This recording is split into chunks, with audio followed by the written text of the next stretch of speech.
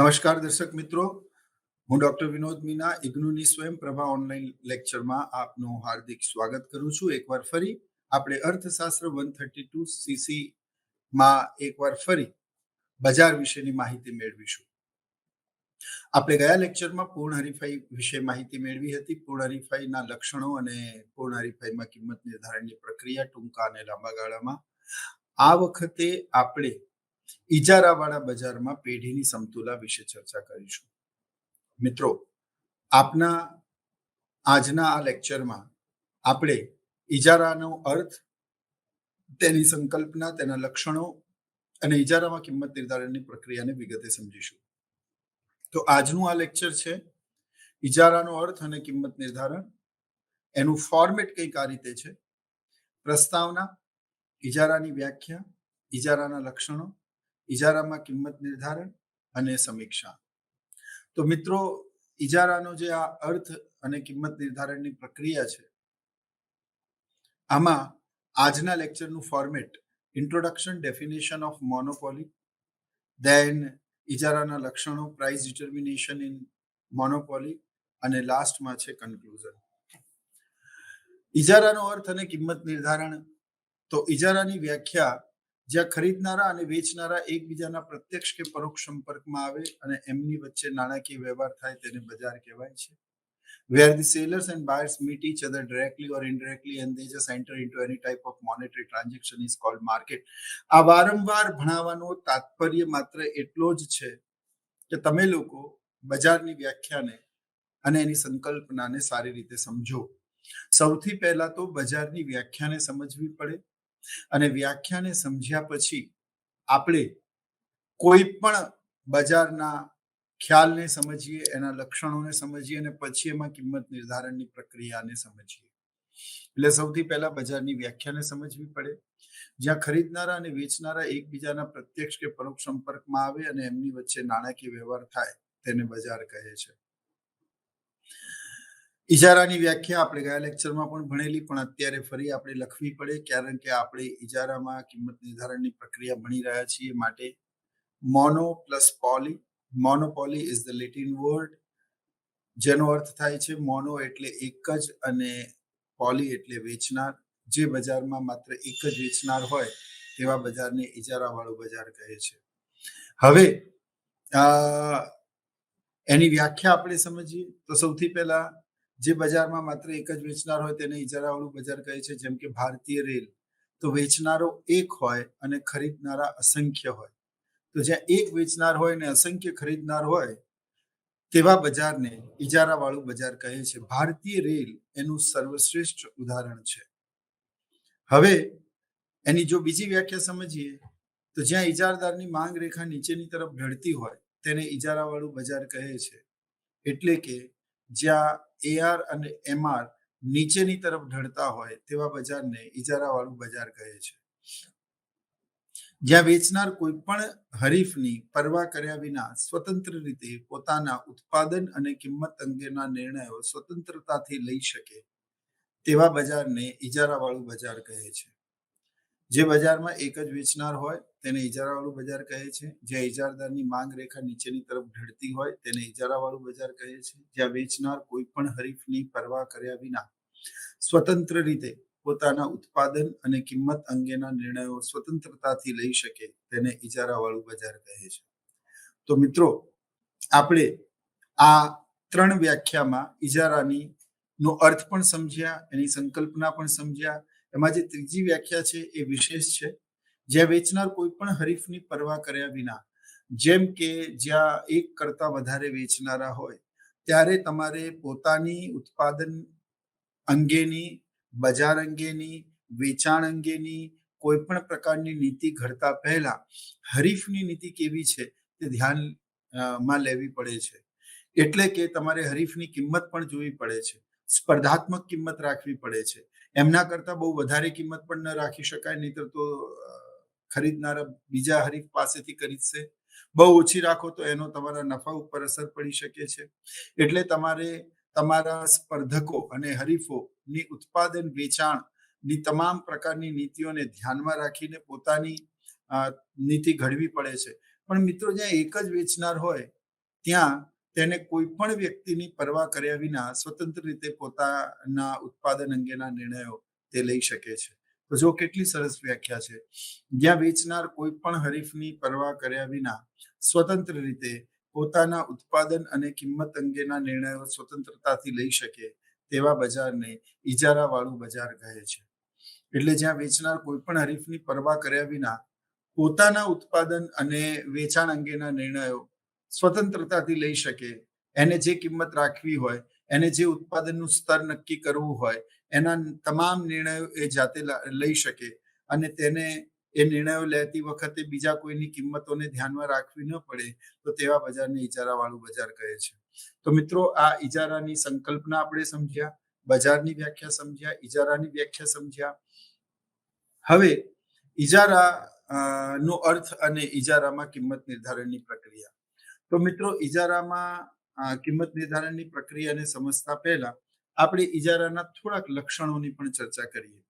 જેમ કે માત્ર એક જ વેચનાર હોય, જે બજારમાં માત્ર એક જ વેચનાર હોય તેને ઇજારાવાળું બજાર કહે છે. એક વેચનાર હોય અને અસંખ્ય તેના ખરીદનારા હોય, એવા બજારને ઇજારાવાળું બજાર કહે છે. જ્યાં વેચનાર એક જ હોય અને અસંખ્ય ખરીદનાર હોય. તેનું ઉદાહરણ આપી દો. ભારતીય રેલ તેનું સર્વશ્રેષ્ઠ ઉદાહરણ છે. એક વેચનાર, અસંખ્ય તેના ખરીદનાર. બીજું, પ્રવેશ પર અંકુશ, એટલે મુક્ત અવર જવર ના હોય.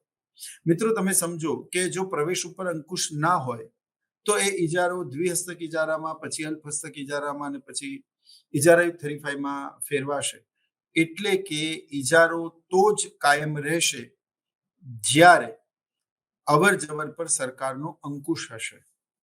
તો તમે સમજો કે જ્યાં પૂર્ણ હરીફાઈના જેમ મુક્ત અવર જવર ના હોય, પૂર્ણ હરીફાઈના જેમ મુક્ત અવર જવર ન હોય, તેવા બજારને ઇજારાવાળું બજાર કહે છે. એટલે અહીંયા પ્રતિબંધ હોય છે. જેમ કે ભારતીય રેલમાં કોઈ પણ રિલાયન્સ, અદાણી કે કોઈ પણ પ્રકારના બીજા ટાટા કે કોઈ બીજા બિઝનેસમેન સરકારની પરવાનગી મેળવ્યા વિના પોતાની રેલ અથવા તો ઇન્ડિયન રેલવેના વ્યવસાયમાં એ ઝંપલાવી શકતા નથી, તે પ્રવેશી શકતા નથી. એટલા જ માટે ઇજારો કાયમ રહે છે. એટલે અહીંયા પ્રવેશ ઉપર અંકુશ હોય છે, એ તેનું બીજું લક્ષણ છે. કિંમત નિર્ધારણની ઇજારાની આજની જે લેક્ચર સિરીઝ છે એને સમજતા પહેલા આપણે ઇજારાના લક્ષણોને પણ મિત્રો સમજવું પડે. તે જ રીતે એનું ત્રીજું લક્ષણ છે અવેજી વસ્તુઓનો અભાવ. તો મિત્રો, જ્યારે બજારમાં એક જ વેચનાર હોય ત્યારે તે જે વસ્તુ બનાવે તે વસ્તુ ગ્રાહકે ખરીદવી પડે. તે બીજી વસ્તુઓ ખરીદી શકતો નથી, તેને બીજા કોઈ વિકલ્પો મળતા નથી, કારણ કે ઉત્પાદક માત્ર એક જ છે. સે for example, when we go to the market for the purchasing bathing soap, આપણે નાહવા માટેનું સાબુ લેવા જઈએ તો એમાં પિંક કલરનો પણ મળશે, યલો કલરનો પણ મળશે, ગ્રીન કલરનો પણ મળશે, વ્હાઇટ કલરનો પણ મળશે, ગ્લિસરીન સાબુ પણ મળશે, ડવ પણ મળશે, સિન્થોલ પણ મળશે, લાઇફબોય પણ મળશે, હમામ પણ મળશે, પિયર્સ પણ મળશે, સેવલોન પણ મળશે. તો કેટલા બધા વિકલ્પો છે. તો અહીંયા એક સાબુની અવેજીમાં બીજો સાબુ ઉપલબ્ધ છે. You are having a number of choice. તમારી પાસે ઘણા બધા વિકલ્પો છે. You are having a many of options to purchase a certain things. When you just go for the to buy the electronic equipment or electronic any gadget, say for example television or say for example AC, તો તમારી પાસે LG નો option હોય, તમારી પાસે Samsung નો option હોય, તમારી પાસે વર્લફૂલ નું ઓપ્શન હોય, તમારી પાસે ઓનિડા નું ઓપ્શન હોય, તમારી પાસે ઓ જનરલ નું ઓપ્શન હોય, તમારી પાસે ડાઇકિન નું ઓપ્શન હોય, તમારી પાસે બ્લુ સ્ટાર નું ઓપ્શન હોય, તમારી પાસે મિત્સુબિશી જેવા એસી ના ઓપ્શન્સ રહેલા હોય છે. આમાંથી તમે કોઈ પણ વિકલ્પ પસંદ કરી શકો છો. તો મિત્રો, તમે સમજો કે જ્યાં એક કરતા વધારે ઉત્પાદકો હોય ત્યાં ઘણા બધા વિકલ્પો અવેલેબલ હોય છે, ઘણા બધા ઓપ્શન્સ અવેલેબલ હોય છે. પણ જ્યાં એક જ વેચનાર હોય ત્યાં કોઈ પણ પ્રકારનો ઓપ્શન્સ અવેલેબલ નથી હોતો. એ સસ્તું હોય કે મોંઘું હોય, એ સારું હોય કે ખરાબ હોય, એનો કલર, એનું પેકિંગ, એનું સાઇઝ ગમે તે હોય, you don't have any choice. Say, for example, many years ago, once upon a time, there is only one choice in the communication, that is BSNL. લોકોએ મહિનાઓ વર્ષો સુધી રાહ જોવી પડતી હતી કનેક્શન આવવા માટે, અને તમને BSNL નું નેટવર્ક ગમે કે ના ગમે, તમારી પાસે બીજો કોઈ વિકલ્પ જ નહોતો. પણ આજે બજારમાં કમ્યુનિકેશન ફિલ્ડમાં Vodafone, idea, Airtel, Reliance, Jio, BSNL, ઘણા બધા ઓપ્શન્સ અવેલેબલ છે. તો આનો અર્થ એવો થયો કે જ્યારે ઇજારાવાળા બજારમાં કોઈ વિકલ્પ મોજૂદ હોતા નથી, કોઈ વિકલ્પ અવેલેબલ હોતા નથી, ત્યારે વિકલ્પો અવેલેબલ હોતા નથી, વિકલ્પો મોજૂદ હોતા નથી, ત્યારે ગ્રાહકે જે વસ્તુ અવેલેબલ હોય તે વસ્તુ તેને સ્વીકારવી પડે છે. એની પાસે બીજા કોઈ વિકલ્પ નથી હોતા, એટલે અવેજી વસ્તુઓનો અભાવ હોય છે. આ સિવાય ટૂંકો ગાળો હોય કે લાંબો ગાળો હોય, પેઢી અસામાન્ય નફો કરે છે. તો આપણે લાસ્ટ લેક્ચરમાં જે રીતે પૂર્ણ હરીફાઈમાં ભણી ગયા કે પૂર્ણ હરીફાઈ વાળા બજારમાં ટૂંકા ગાળામાં પેઢીની 3 શક્યતાઓ હોય: પેઢી અસામાન્ય નફો કરે, પેઢી અસામાન્ય ખોટ કરે, કે પેઢી સમતુલામાં હોય. There are 3 possibility of any firm.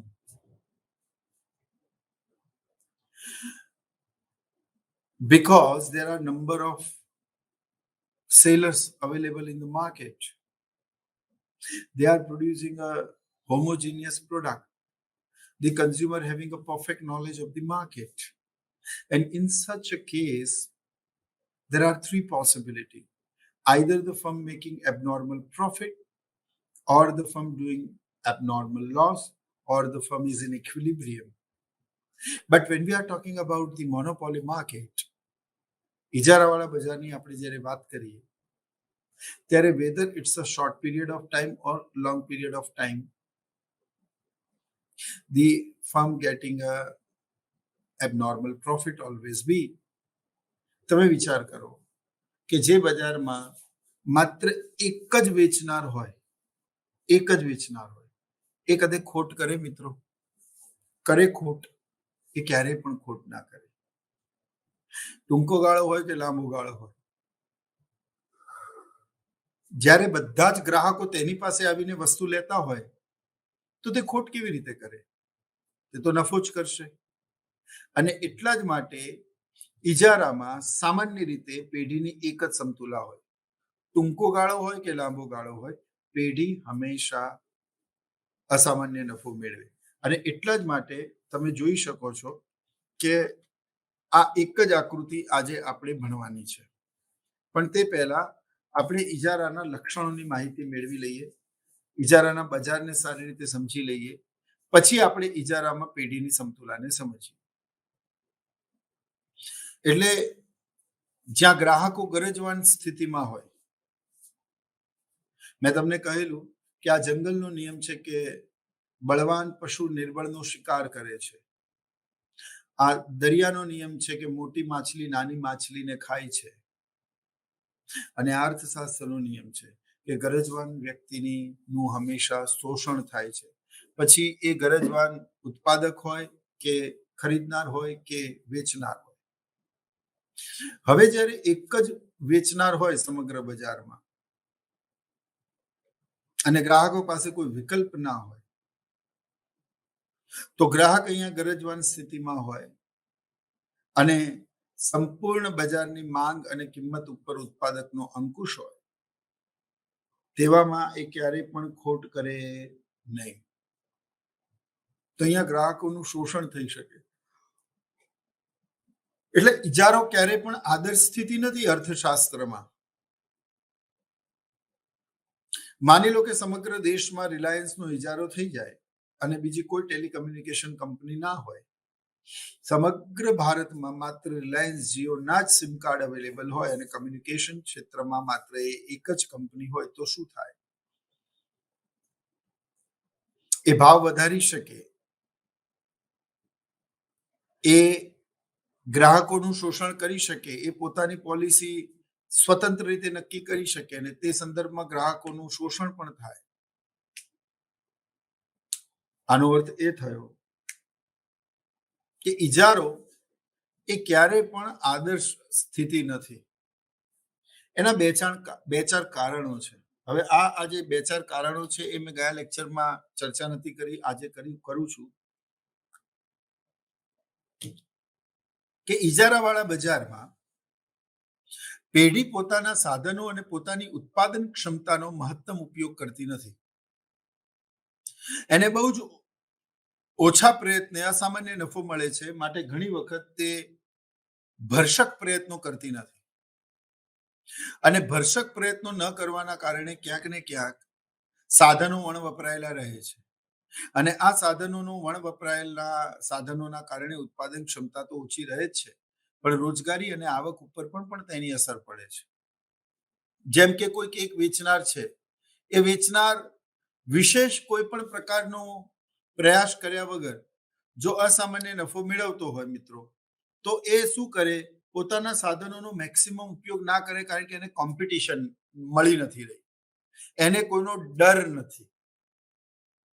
સે ફોર એક્ઝામ્પલ, હું તમને એમ કહું, મને જે દર્શક મિત્રો સાંભળી રહ્યા છે એમાંથી કોઈ એક દર્શક મિત્રને હું એવું કહું કે 10 તમે છોકરાઓ છો, 10 મિત્રો છો અને 10 મિત્રોને હું 100 મીટર રન માટે દોડાવું અને એમાં તમારે એનાથી આગળ નીકળવાનું છે, એટલે તમે તમારી અંદરની શક્તિઓનો મહત્તમ ઉપયોગ કરો છો. પણ જ્યારે તમે એકલા દોડશો ત્યારે તમને કોઈ કોમ્પિટિશન નહીં મળે. તમને ખબર છે કે તમે ધીમે દોડો કે ફાસ્ટ દોડો, તમે પ્રથમ જ આવવાના છો. તો અહીંયા ઉત્પાદન શક્તિનો મહત્તમ ઉપયોગ થતો નથી મિત્રો. ઉત્પાદન શક્તિનો મહત્તમ ઉપયોગ થતો નથી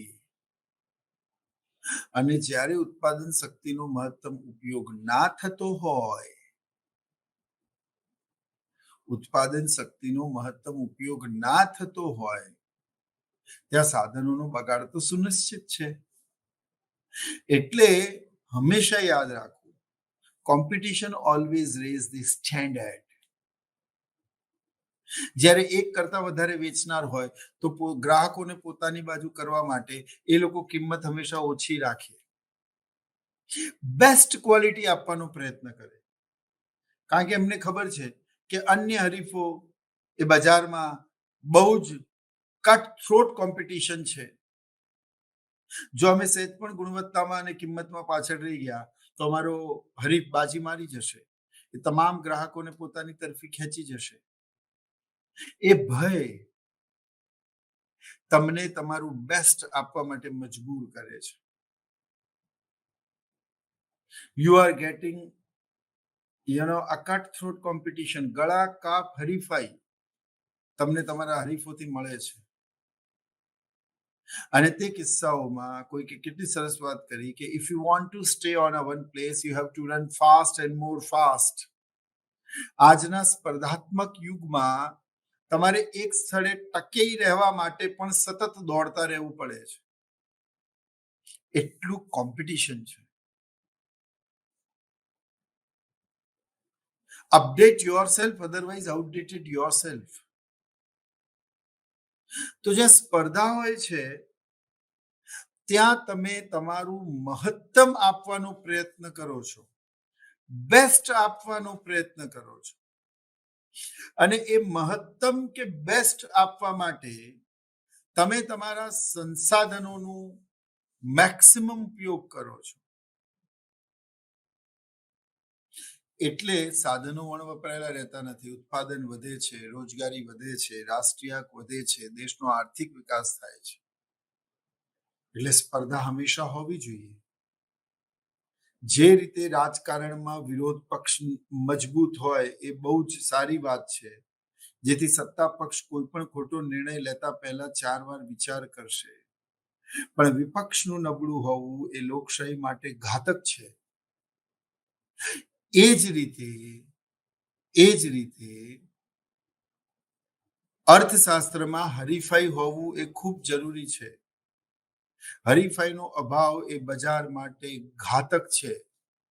ત્યાં ગ્રાહકોનું શોષણ થશે, કિંમત ઊંચી રાખવામાં આવશે, ગુણવત્તા સુધારવાના પ્રયત્નો નહીં થાય.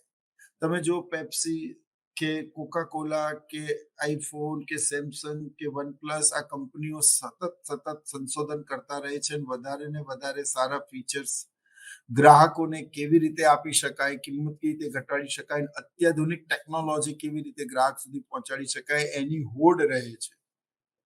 હવે વિચાર કરો કે કોઈ બીજી કંપની બજારમાં મોબાઈલ બનાવનારી હોય જ નહીં, તો જે એક્ઝિસ્ટિંગ કંપની છે જેની મોનોપોલી છે એ કોઈ પણ સંશોધન નહીં કરે. એને ખબર છે ગ્રાહકને લેવું હશે તો એને મારા સિવાય બીજો કોઈ વિકલ્પ નથી. શું કરવા હું રિસર્ચ એન્ડ ડેવલપમેન્ટ પાછળ આટલા બધા નાણાં ખર્ચું? એટલે અહીંયા શું થશે? ગુણવત્તા નહીં સુધરે, ટેકનોલોજીનું ઇમ્પ્રુવમેન્ટ નહીં આવે અને ગ્રાહકને ખરાબ ગુણવત્તાવાળી વસ્તુઓ પણ લો ક્વોલિટી અને ટેકનોલોજી વાળી વસ્તુને પણ ની કિંમત પણ ગ્રાહકે વધારે આપવી પડશે. એટલે મિત્રો, હરીફાઈ હોવી એ ખૂબ ખૂબ જરૂરી છે. એટલે ઈજારામાં ઉત્પાદનના સાધનો પણ વપરાયેલા રહે છે મિત્રો.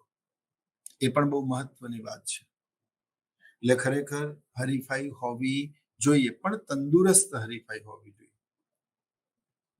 એમાં બજારના અવગુણો ના હોવા જોઈએ, એમાં ગ્રાહકોનું શોષણ ના થવું જોઈએ, એમાં ભેળસેળ ના થવી જોઈએ, એમાં બ્લેક માર્કેટિંગ ના થવી જોઈએ, એમાં સટ્ટાખોરી ના થવી જોઈએ, એમાં સંગ્રહખોરી ના થવું જોઈએ, એમાં બિનજરૂરી વિજ્ઞાપન પાછળનો ખર્ચ ના થવો જોઈએ. ગ્રાહક સુરક્ષા અધિનિયમ અંતર્ગત ગ્રાહકના તમામ અધિકારોનું સંવર્ધન થવું જોઈએ. એ બહુ મહત્વનું છે. So competition always raise the standard, increase the quality, and provide the goods and services at a cheaper rate to the consumer. So competition always be desirable for the ideal state of any nation, but a competition healthy હોવી જોઈએ, તંદુરસ્ત હોવી જોઈએ. Fine. એ પછી કિંમત અને ઉત્પાદન પર અંકુશ જે નેક્સ્ટ નિર્ણય છે. હવે આમાં when we are talking about the short run, તો ઉત્પાદન અને કિંમત ઉપર એનો નિર્ણય હોય છે. ઘણા બધા અર્થશાસ્ત્રી એવું માને છે કે તે કાં તો ઉત્પાદન પર અંકુશ મેળવી શકે છે કે કાં કિંમત ઉપર, બંને ઉપર નહીં, અને બંને ઉપર એ આંશિક અંકુશ ધરાવે છે. લાંબે ગાળે એક જ વેચનારને પણ બજારમાં નવો હરીફ પ્રવેશશે ત્યારે મારી વસ્તુ કોઈ નહીં ખરીદે એવો ભય સતત રહેતો હોય છે. એટલે લાંબે ગાળે એ કાં તો ઉત્પાદનને અંકુશિત કરશે કાં કિંમતને અંકુશિત કરશે. ટૂંકા ગાળામાં ભલે બંનેને અંકુશિત કરે, બટ લાંબા ગાળે એને પણ ભય હોય છે કે આજ નહીં તો કાલ કોઈ બીજો હરીફ આવશે, ત્યારે જો હું અત્યારે ગ્રાહકોને નહીં સાચવું, બહુ વધારે પડતું શોષણ કરીશ, મારા વિશેનો વિરોધ વધતો જશે, અને જો નવો હરીફ આવી જશે, સરકાર બજાર ખોલી દેશે, તો મારી વસ્તુ કોઈ પણ ખરીદશે નહીં. So little bit be polite, be liberal, be reducing the price and increasing a standard of living, or increasing the quality at a certain level of the goods. એવું એને ક્યાંક લાગતું હોય છે, અને એ ભય એને સારી ગુણવત્તા વાળી વસ્તુ નીચી કિંમત ઉપર આપવા મજબૂર કરતો હોય છે. એટલે જ તમને કહ્યું કે રાજનીતિમાં પણ વિરોધ પક્ષનું મજબૂત હોવું બહુ જરૂરી છે, અને અર્થતંત્રમાં પણ આ ભય હોવો બહુ જરૂરી છે કે જ્યારે મારા હરીફો આવશે, હું બેફામ રીતે કિંમત વધારતો જઉં, હું બેફામ રીતે ગ્રાહકોનું શોષણ કરતો જઉં, હું મનચાહી રીતે કિંમત ભેદભાવ કરું, હું ગુણવત્તા ના સુધારું, હું કિંમત હંમેશા ઊંચી રાખું, તો આ યોગ્ય નથી, અને આવું લાંબા સમય સુધી ટકી શકશે પણ નહીં.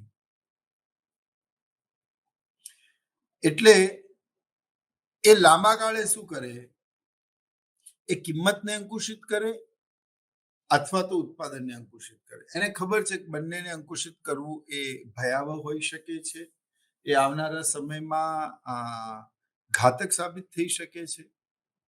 એટલે ટૂંકા ગાળામાં ઉત્પાદન અને કિંમત ઉપર અંકુશ હોય છે, પરંતુ એ પણ સમજવું રહ્યું અને એ પણ સ્વીકારવું રહ્યું કે અન્ય બજારોની તુલનામાં ઇજારાવાળા બજારમાં સારા એવા પ્રમાણમાં કિંમતો ઉપર ઉત્પાદકનો અંકુશ રહે છે. The producer can control the price or production in a better way to compare to the other market existing in the economy. Fine. તે પછી તેની માંગ રેખા નીચેની તરફ ઢળતી હોય છે, એટલે કે એવરેજ રેવન્યુ અને માર્જિનલ રેવન્યુ એ નીચેની તરફ ઢળતી હોય છે. તમે જોઈ લો, એમઆર અને એઆર એ નીચેની તરફ ઢળી રહ્યા છે. આનો અર્થ એ થયો મિત્રો કે કિંમતમાં વધઘટ કરી શકે છે એક ઉત્પાદક છે, એ એક જ વેચનાર છે. એ કિંમત ભેદભાવ પણ કરી શકે છે અને કિંમતમાં ફેરફાર પણ કરી શકે છે. અને એટલા જ માટે કિંમત આડી ધરીને સમાંતર પૂર્ણ હરીફાઈની જેમ નથી હોતી. યાદ કરો, પૂર્ણ હરીફાઈ વાળા બજારમાં માંગ રેખા average revenue marginal revenue parallel to O X axis એટલે આડી ધરીને સમાંતર છે. એનો અર્થ એ થયો કે પૂર્ણ હરીફાઈ વાળા બજારમાં નંબર 1 ગ્રાહકને બજારનું સંપૂર્ણ જ્ઞાન છે, નંબર 2 સમાન ગુણી વસ્તુઓ છે, નંબર 3 અસંખ્ય વેચનારા છે. તો જો કોઈ ઉત્પાદક વધારે કિંમત માંગશે તો ગ્રાહક તેની પાસેથી ખરીદવાના બદલે બીજા કોઈ ઓર પાસેથી ખરીદશે. આવું અન્ય ઉત્પાદકોને પણ ખબર છે કે અમે વધારે કિંમત માંગીશું તો અમારા જેવી જ વસ્તુઓ અન્ય લોકો પણ વેચે છે અને નીચી કિંમતે વેચે છે, તો અમારી વસ્તુ ખરીદશે કોણ? એના કારણે પૂર્ણ હરીફાઈમાં કિંમત હંમેશા એક સરખી બની રહે છે લાંબા ગાળા માટે. But when we are talking about the monopoly, તો કિંમત એક સરખી બની રહેતી નથી. એમાં હંમેશા ફ્લક્ચ્યુએશન અપડેટ આવતું રહે છે. ઉત્પાદક બજારની પરિસ્થિતિને જોઈને કિંમતોમાં બેફામ વધારો કરે છે અને ક્યારેક ઘટાડે પણ છે. એટલે માંગ રેખા નીચેની તરફ ઢળતી હોય છે, કારણ કે કિંમતમાં ફેરફાર થતા હોય છે.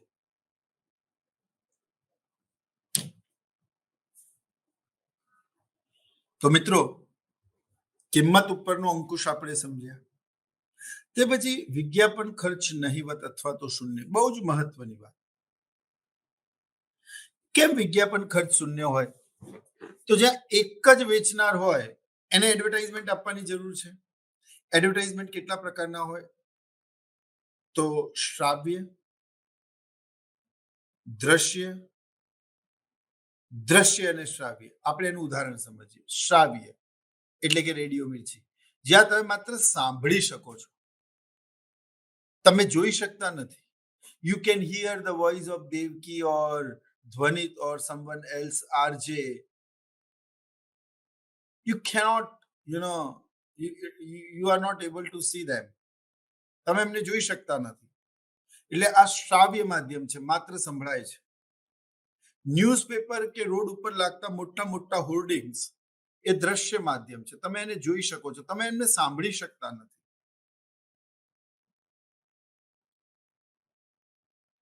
જ્યારે ટેલિવિઝન કે અત્યારે હું આ ઓનલાઈન લેક્ચર ઇગ્નુનો લઈ રહ્યો છું સ્વયંપ્રભા ચેનલ પર, એ દ્રશ્ય પણ છે અને શ્રાવ્ય પણ છે. You can see me, you can hear me. એટલે આ દ્રશ્ય શ્રાવ્ય અને દ્રશ્ય શ્રાવ્ય માધ્યમ, ઓડિયો વિડિયો અને ઓડિયો વિડિયો બોથ, ત્યાં હજારો લાખો કરોડો રૂપિયાનું વિજ્ઞાપન ખર્ચ કરવામાં આવે છે. કંપની પોતાના પ્રમોશન માટે ઘણા બધા ટેલિવિઝન શોમાં પોતાની સેલિબ્રિટી અને રિલેટેડ વ્યક્તિઓને મોકલે છે, એડવર્ટાઇઝમેન્ટ આપે છે. આની પાછળ થતા તમામ પ્રકારના ખર્ચ એ અર્થશાસ્ત્રમાં આવા ખર્ચ એ અર્થશાસ્ત્રની દ્રષ્ટિએ બિનજરૂરી ખર્ચાઓ છે અને એ તમામ પ્રકારના ખર્ચાઓ વેચનારા વસ્તુની કિંમતમાં એડ કરે છે, કોઈ પોતાના ખીચામાંથી તો આપશે નહીં. એટલે એ એડ કરે છે અને એ એડ કરે છે માટે શું થાય છે કે વસ્તુઓની કિંમત મોંઘી બને છે અને એ ઊંચી કિંમત ગ્રાહક પાસેથી વસૂલ કરવામાં આવે છે. એટલે ઘણી વખત વિજ્ઞાપન ખર્ચનું દૂષણ એ ગ્રાહકના માથે આવે છે. શાહરૂખ ખાન, અમિતાભ બચ્ચન કે અજય દેવગન કે અક્ષય કુમાર જેવી સેલિબ્રિટી સાઇન કરી અને પોતાની વસ્તુનું પ્રમોશન કરવું, એમાં એ સેલિબ્રિટીને લાખો કરોડો રૂપિયા આપ્યા, તો એ લાખો કરોડો રૂપિયાનું જે વિજ્ઞાપન પાછળ ખર્ચ થયું, ક્રિકેટની એક સિરીઝને પેપ્સીએ સ્પોન્સર કર્યું, એક સિરીઝને કોકાકોલાએ સ્પોન્સર કર્યું, આમની વચ્ચે ચાલતી આવી ગળાકાપ હરીફાઈમાં આગળ વધવા માટે, બજારમાં ટકી રહેવા માટે, ગ્રાહકના મસ્તિષ્ક પર અમિટ છાપ છોડવા માટે દેશના જે યુથ આઇકોન છે, જેને યુથ ફોલો કરે છે, અથવા જે એડવર્ટાઇઝમેન્ટ બતાવવાથી એ લોકોના મનોમસ્તિષ્ક પર અસર થાય છે, એવા વ્યક્તિઓને બોલાવવા પડે, એમની જોડે એડવર્ટાઇઝમેન્ટ બનાવડાવવી પડે અને તે એડવર્ટાઇઝમેન્ટ આપવી પડે. પણ એ એડવર્ટાઇઝમેન્ટ કે વિજ્ઞાપન પાછળ ખૂબ મોટા પ્રમાણમાં ખર્ચ કરવો પડે મિત્રો. અને જે ખર્ચ કરવો પડે એ તમામ પ્રકારનો ખર્ચ અલ્ટિમેટલી અંતે તો ગ્રાહક પાસેથી જ વસૂલ કરવો પડે અથવા વસૂલ કરવામાં આવે છે. પણ જ્યારે ઇજારાવાળું બજાર હોય ત્યાં મિત્રો કોઈ પણ પ્રકારના એડવર્ટાઇઝમેન્ટની જરૂર જ નથી યાર. તમે આજ દિન સુધી કદે રેલવેની એડ જોઈ, 2 day 3 night holiday package free Ahmedabad to Goa? Never, never ever. કારણ કે રેલવેને ખબર છે કે આ વ્યક્તિને રેલની ટિકિટ જોઈએ, અમદાવાદથી મુંબઈ, ગોવા કે ગમે ત્યાં એને જવું હોય અને બાય ટ્રેન જવું હોય તો અમારા સિવાય બીજો કોઈ વિકલ્પ એની પાસે નથી. He or she don't have any choice.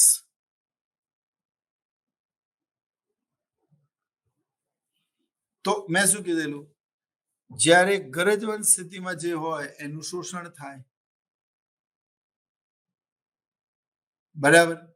એટલે અહીંયા ગરજવંત સ્થિતિમાં ગ્રાહક હોય, જ્યાં અસંખ્ય વેચનારા હોય, તો વેચનારા એમના અજ્ઞાનનો કે એમની ગરજનો, એમની મજબૂરીનો લાભ લઈને તેમને ઊંચી કિંમતે વેચે, તો અહીંયા તો ગ્રાહકનું શોષણ થયું. બોલો યસ ઓર નો? તો લક્ષણોમાં તમારે પોઝિટિવ આસ્પેક્ટ પણ લખવાના, નેગેટિવ આસ્પેક્ટ પણ લખવાના.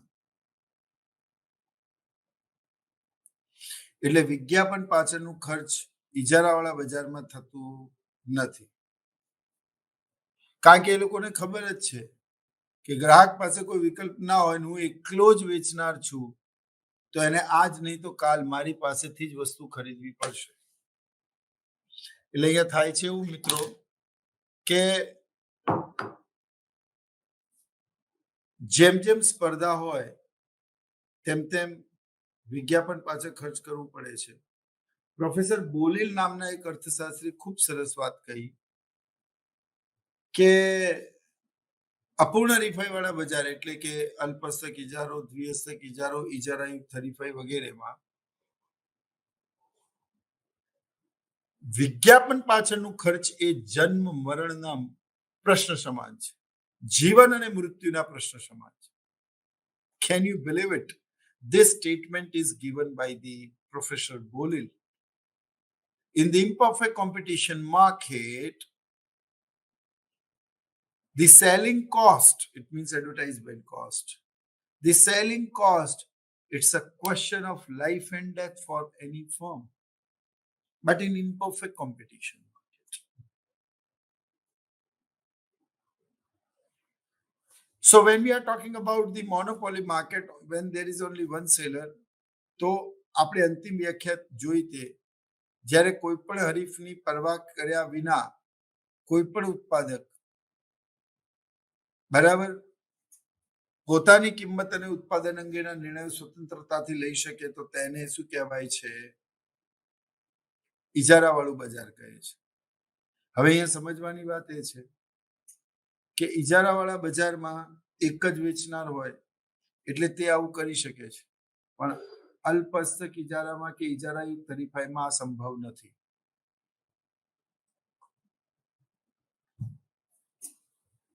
એટલે મિત્રો, ઇજારાવાળા બજારમાં સાધનો પણ વપરાયેલા રહે છે, ઉત્પાદન ખર્ચ શૂન્ય હોય છે, માંગ રેખા નીચેની તરફ ઢળતી હોય છે, ઉત્પાદક હંમેશા અસામાન્ય નફો પ્રાપ્ત કરે છે, અવેજી વસ્તુઓનો અભાવ હોય છે.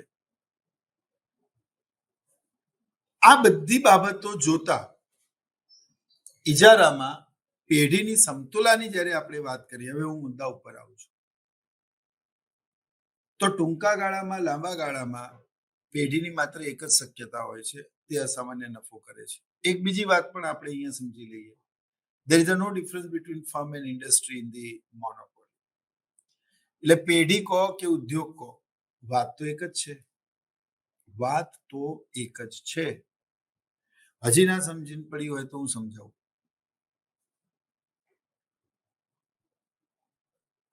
રેલવે એ પેઢી પણ છે અને રેલવે એટલે ઉદ્યોગ પણ છે. So railway itself a firm and railway itself an industry. આના માટે તમારે પેઢી અને ઉદ્યોગની વ્યાખ્યાને સમજવી પડશે. સમાન ગુણી વસ્તુઓનું ઉત્પાદન કરતા એકમને પેઢી કહેવાય.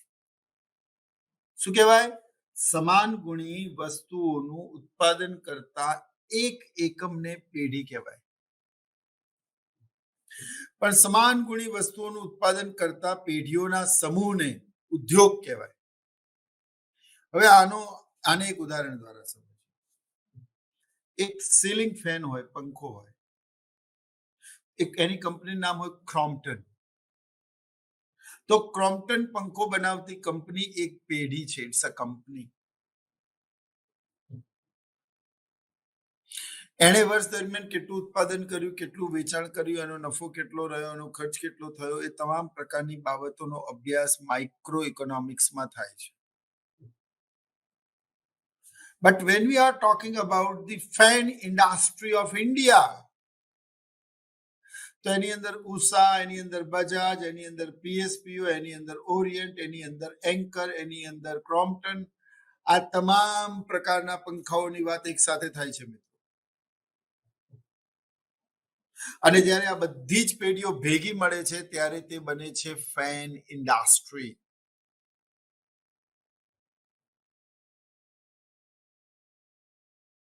Producing a homogeneous product, it is called firm.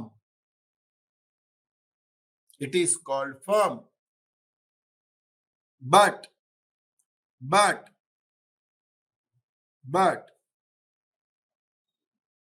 it is called a firm. But the collection of the firm producing a homogeneous product, it's called an industry.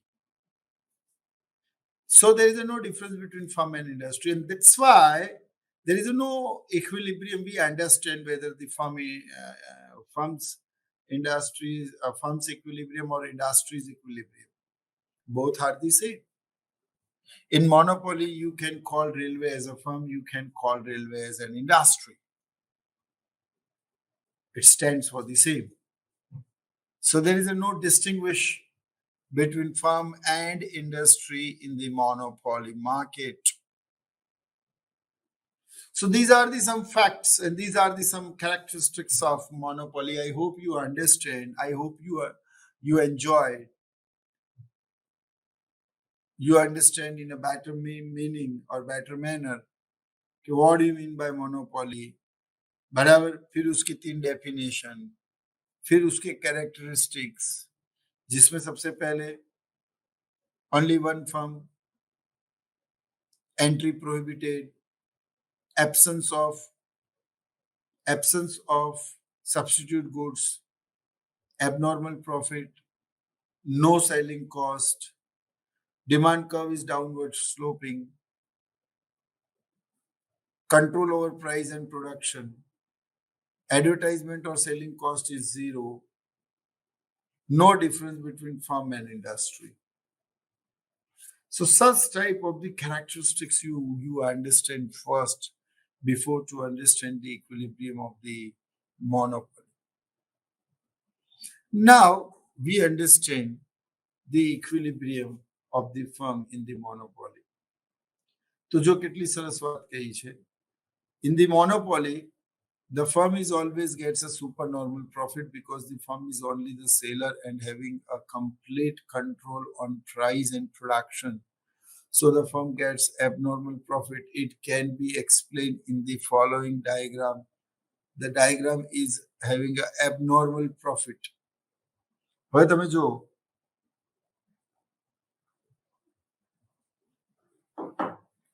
જે બજારમાં માત્ર એક જ વેચનાર હોય, માત્ર એક જ વેચનાર હોય, એ બજાર કદે ખોટ કરે મિત્રો? મને કહો, એ પેઢી કદે ખોટ કરે?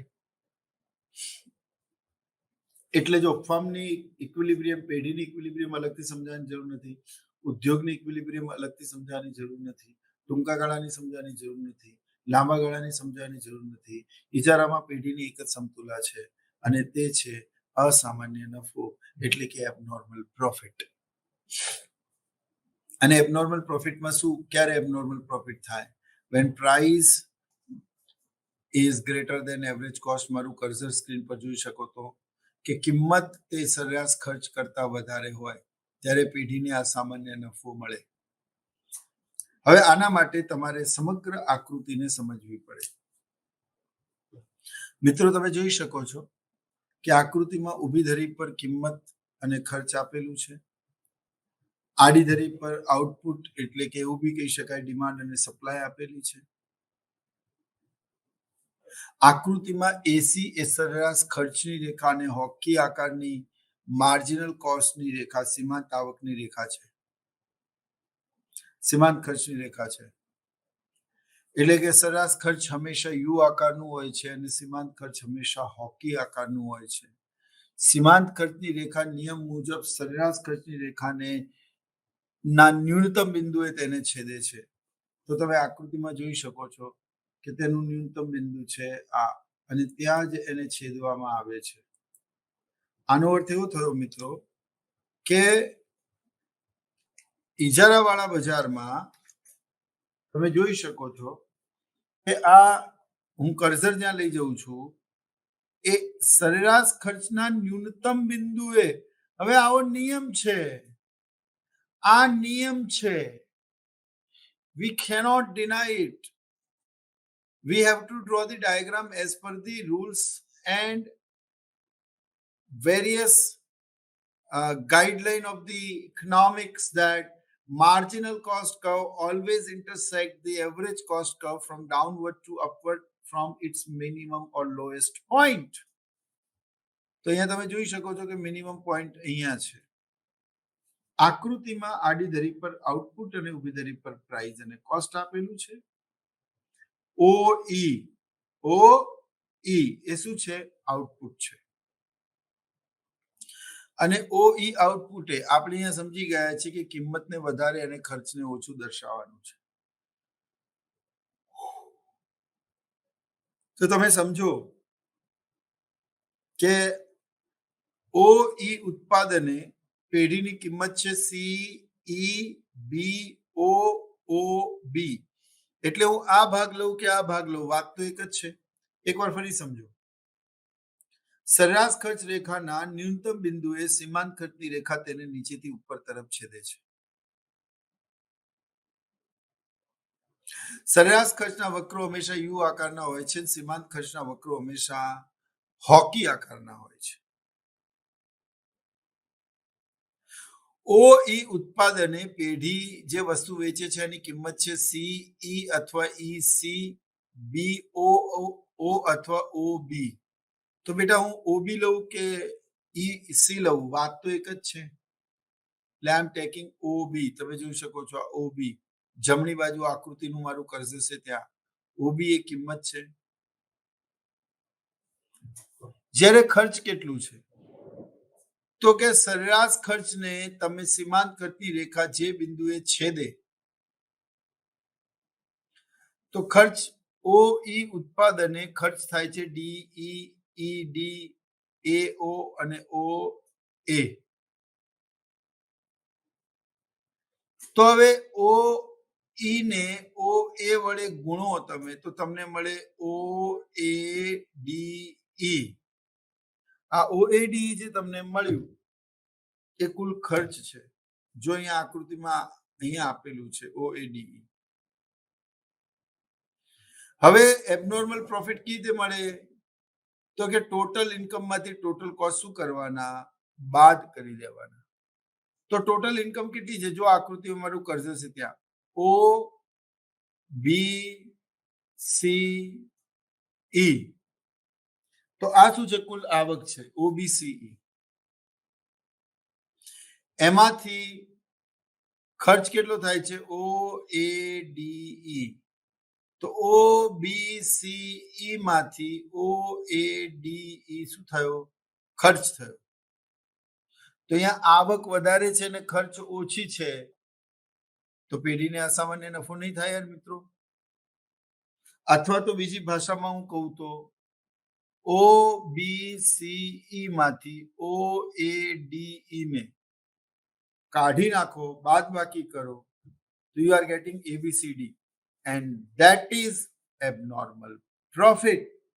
એટલે ટૂંકા ગાળામાં પેઢી હંમેશા સામાન્ય ટૂંકા ગાળામાં પૂર્ણ રીફાઈમાં પેઢી સામાન્ય નફો પણ મેળવે અસામાન્ય નફો પણ મેળવે અને ખોટમાં પણ હોય. પણ ઇજારાવાળા બજારમાં ટૂંકો ગાળો હોય કે લાંબો ગાળો હોય પેઢી હોય કે ઉદ્યોગ હોય હંમેશા જ્યારે એક વેચનાર હોય ને અસંખ્ય તેના ખરીદનારા હોય તો તેવા બજારમાં તે અસામાન્ય નફો જ પ્રાપ્ત કરે છે મિત્રો. આકૃતિમાં તમે જોઈ શકો છો કે સરેરાશ ખર્ચના વક્રો યુ આકારના છે અને સીમાંત ખર્ચ એટલે કે એમસી ના વક્રો હંમેશા હોકી આકારના હોય છે. તમે એવું પણ જોઈ શકો છો કે ઇજારાવાળા બજારમાં કે અપૂર્ણ હરીફાઈ વાળા બજારમાં સીમાંત આવકની રેખા જ્યાં કર્સર હું લઈ જાઉં છું તે અને સરેરાશ આવકની રેખા આ બંને નીચે તરફ ઢળતી હોય છે. જ્યારે પૂર્ણ હરીફાઈ વાળા બજારમાં તે આડી ધરીને સમાંતર હોય છે. એના કારણો પણ મેં તમને બતાવી દીધા. તમને આમાંથી એમસીક્યુ શું આવે ડેશ બજારમાં માંગ રેખા નીચેની તરફ ઢળતી હોય છે તો ઇજારા વાળું બજાર યસ ઓર નો બરાબર. ડેશ બજારમાં પેઢી અને ઉદ્યોગ વચ્ચે અંતર હોતો નથી તો કયું બજાર આવશે ઇજારા વાળું બજાર. ડેશ બજારમાં વેચાણ ખર્ચ શૂન્ય હોય છે એટલે એડવર્ટાઇઝમેન્ટ કોસ્ટ એ 0 હોય છે ઇજારાવાળા બજારમાં. તો આ બધી જ બાબતો તમારે ઇજારાવાળા બજારમાં ભણવાની અને સમજવાની છે. બીજું તમે જોઈ શકો છો કે માર્જિનલ રેવન્યુની રેખા અને એવરેજ રેવન્યુની રેખા એ નીચેની તરફ ઢળતી હોય છે. આનો અર્થ એ થયો કે ઉત્પાદકની કિંમત અને વેચાણ ઉપર એનો અંકુશ હોય છે બરાબર. એનો અંકુશ હોય છે. માંગ રેખા નીચેની તરફ ઢળતી હોય છે એ અંકુશના કારણે તે ગ્રાહકો વચ્ચે કિંમત ભેદભાવ કરે છે. જેમ કે આ એક પેન છે તો આ એક પેન મારા એક મિત્રએ લીધી 100 રૂપીસ એને પે કર્યા. હું આવી પેન લેવા જઉં અને એ મારી પાસેથી 120 રૂપિયા માંગે અથવા 150 રૂપિયા માંગે તો I have only two choice. Either I should go for a purchase or I should live from there. કાં તો હું એમને ખરીદીશ કાં તો હું એને એફોર્ડ નહીં કરી શકું. તો અહીંયા મિત્રો સમજવાની વાત એ છે કે ઉત્પાદકની કિંમત અને વેચાણ ઉપર અંકુશ હોય ત્યારે તે કિંમતમાં અને ઉત્પાદનમાં અપડાઉન કરી શકે તો માંગ રેખા પણ ઉપર નીચે થાય છે. પણ ઇજારાવાળા બજારમાં ઉત્પાદક પાસે સંપૂર્ણ કંટ્રોલ હોય છે અંકુશ હોય છે એન્ડ that's why એ ગ્રાહકોની વચ્ચે કિંમત ભેદભાવ કરે છે. આવો કિંમત ભેદભાવ પૂર્ણ હરીફાઈ વાળા બજારમાં કે અન્ય કોઈ પણ પ્રકારના બજારમાં થતો નથી. તમને આવો પણ એમસીક્યુ પૂછાય, કયા બજારમાં કિંમત ભેદભાવ શક્ય છે અથવા મેક્સિમમ થઈ શકે છે? તો એનો જવાબ છે ઇજારા વાળું બજાર.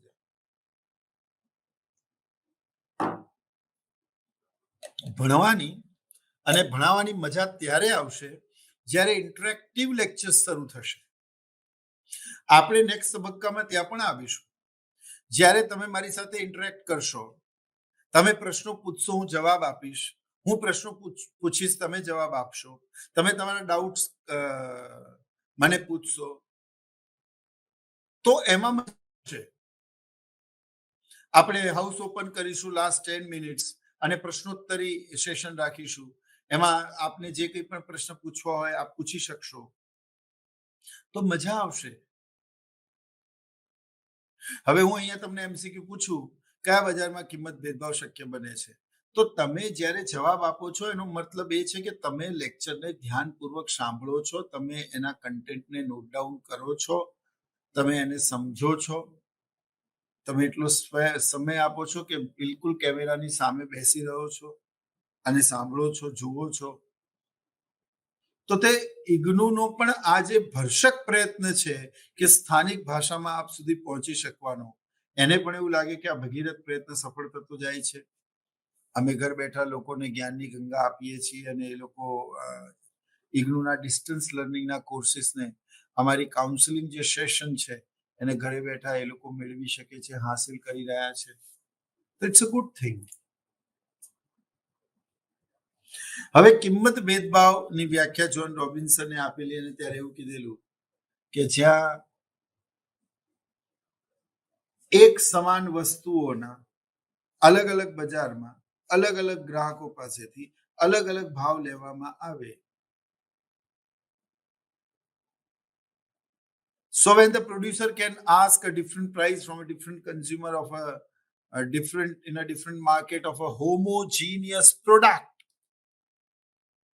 it is called price discrimination. So price discrimination is an art where the producer can take or ask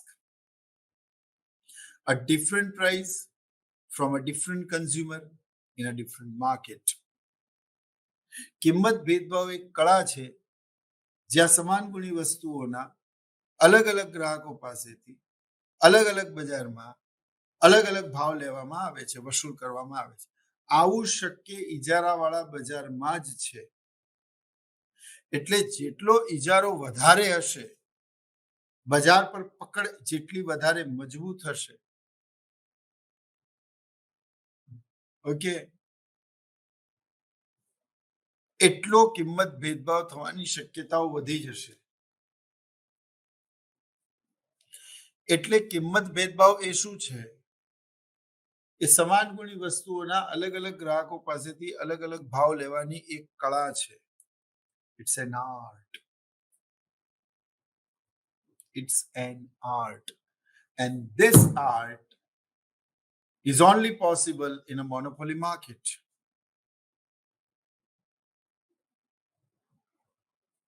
Got it? આપ સમજ્યા મેં શું કહ્યું આપ લોકોને?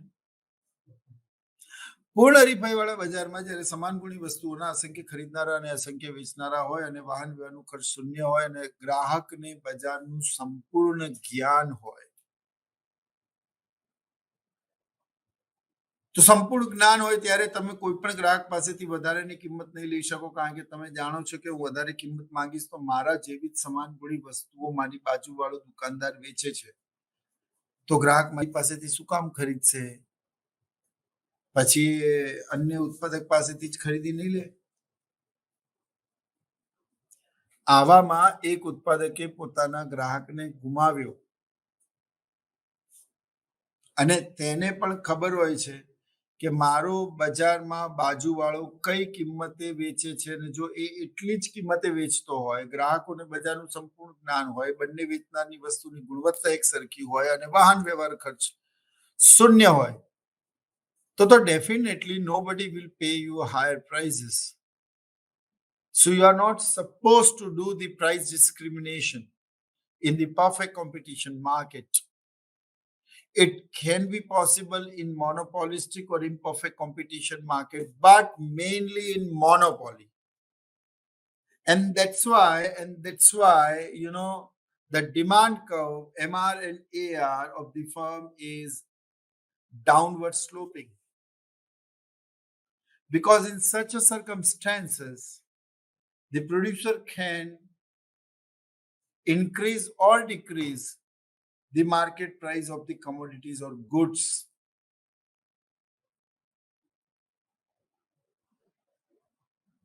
સમજણ પડે છે? એટલે અહીંયા આ અસામાન્ય નફાની પેઢી છે, જ્યાં કિંમત વધારે છે અને ખર્ચ ઓછો છે. હવે મિત્રો, કિંમત જ પેઢીનો નફો છે. જેમ કે હું એવું કહું કે આ પેન મેં 50 રૂપિયામાં વેચી, તો 50 રૂપિયા મારી આવક ના થઈ, 50 રૂપિયા મારો નફો ના થયો. એમાંથી શુદ્ધ નફો જાણવો હોય તો એ વાત અલગ છે કે તમે એમાંથી થતા ખર્ચાઓ બાદ કરો. એટલે કિંમત ભેદભાવ એ ઇજારામાં જ શક્ય છે. બરાબર? એક કળા છે, પણ એ કિંમત ભેદભાવ ઇજારામાં જ શક્ય છે. પૂર્ણ હરીફાઈ વાળા બજારમાં કિંમત ભેદભાવ શક્ય નથી. તો આ જે તમે ભણ્યા એ બજારમાં ઇજારાની કિંમત નિર્ધારણની પ્રક્રિયા ભણ્યા. નીચેની તરફ ઢળતી રેખા MR અને AR એ તે બજારની માંગ રેખા છે. આડી ધરી પર વસ્તુનું ઉત્પાદન અને ઊભી ધરી પર કિંમત અને ખર્ચ દર્શાવેલા છે. MR અને AR રેખા નીચેની તરફ ઢળતી છે. એવરેજ કોસ્ટ એટલે કે સરેરાશ ખર્ચની રેખા યુ આકારની હોય છે અને તેના ન્યૂનતમ બિંદુએ માર્જિનલ કોસ્ટ એટલે કે સીમાંત ખર્ચની રેખા તેને છેદે છે. આ આકૃતિમાં દર્શાવેલું છે. OBCE એ પેઢીની કુલ આવક છે. એમાંથી OADE બરાબર, એ કુલ આવકમાંથી OADE એ કુલ ખર્ચ નીકળી ગયા. હવે OBCE માંથી OADE માઇનસ કરી દો તો મિત્રો આપણને આ ભાગ મળે કે નહીં? ABCD, DCB, ABCD, ABCD, કંઈ પણ કહો, તે પેઢીને મળતો અસામાન્ય નફો છે મિત્રો, અસામાન્ય નફો છે. તો તમારે માત્ર એક આકૃતિ યાદ રાખવાની છે અને તમે આ એક આકૃતિ યાદ રાખો ને તો હું તો ગંગા નાયો. મિત્રો સમજો કે આ મજાનો પ્રશ્ન છે. અને ઇજારાવાળા બજારમાં પેઢી ટૂંકો ગાળો હોય કે સામાન્ય ગાળો હોય, પેઢી હોય કે ઉદ્યોગ હોય, તેની સમતુલા માત્ર એક જ હોય છે સામાન્ય રીતે, અને તે અસામાન્ય નફો મેળવે છે કારણ કે અહીંયા વેચનાર એક જ હોય છે અને અસંખ્ય તેના ખરીદનારા હોય છે. ગ્રાહકને બજાર વિશેનું સંપૂર્ણ જ્ઞાન હોય છે. તેવા પૂર્ણ હરીફાઈવાળા બજારમાં કિંમત ભેદભાવ શક્ય નથી અને ત્યાં કિંમત સ્થિર રહે છે, પણ પૂર્ણ હરીફાઈમાં તે અપ્સ એન્ડ ડાઉન્સ થાય છે. તો આ સરસ મજાની આકૃતિ મિત્રો એ તમે જોઈ. આની સાથે જ આજનો આ લેક્ચર અહીંયા પૂરો થાય છે. I hope you enjoy the lecture. Swayamprabha ઇગ્નુની આ ઓનલાઈન લેક્ચર પોર્ટલમાં આપ આમ જ ભણતા રહો અને ઘર બેઠા જ્ઞાન ગંગાનો તમે લાભ લેતા રહો. અમે અર્થશાસ્ત્રના નવા ટોપિક લઈને આપની સમક્ષ આવતા રહીશું. ત્યાં સુધી ધન્યવાદ. હું ડોક્ટર વિનોદ મીના આપનાથી રજા લઉં છું. મળીશું આવનારા નેક્સ્ટ લેક્ચર સિરીઝમાં. ધન્યવાદ અને નમસ્કાર.